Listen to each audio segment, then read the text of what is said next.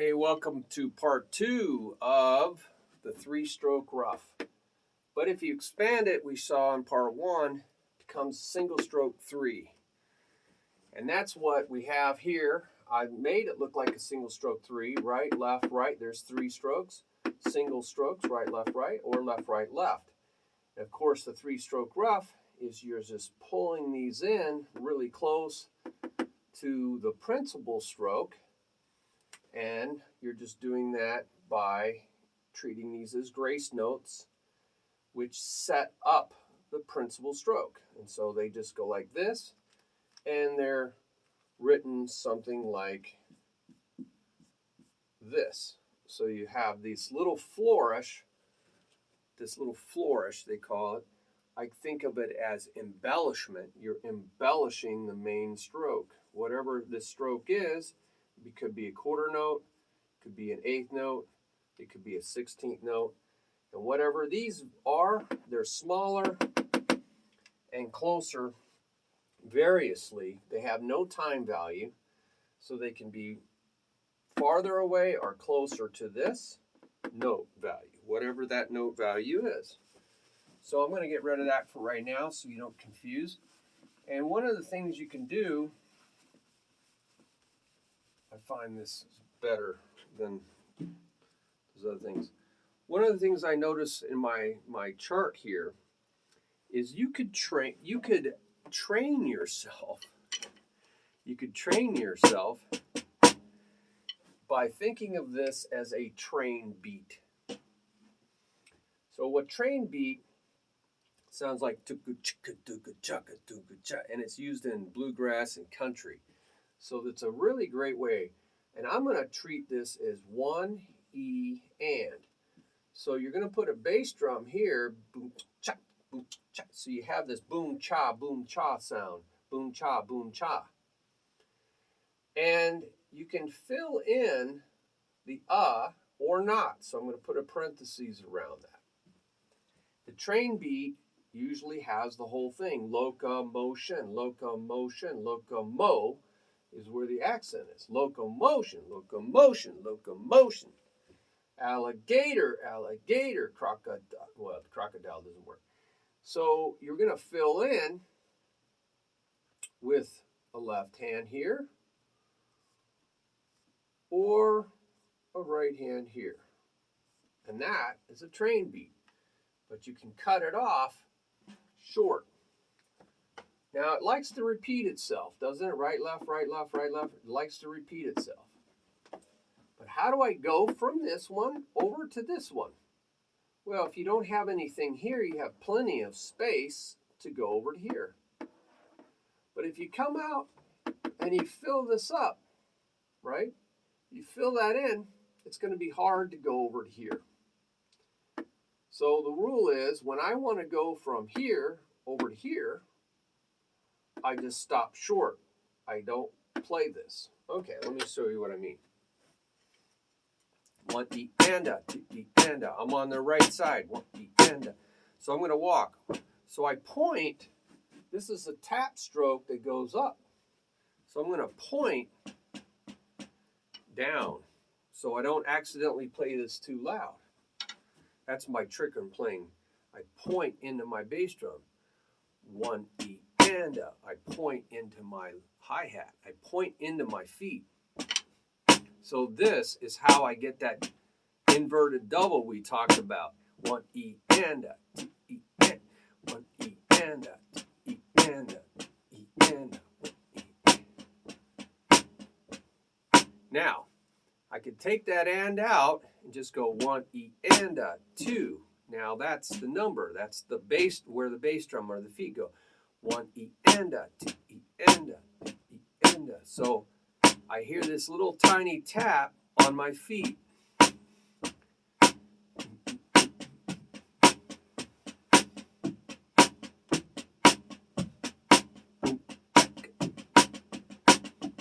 Now, as I go fast, in the first video we talked about just loosening your grip. I'm not even breaking my wrist. I'm not going up.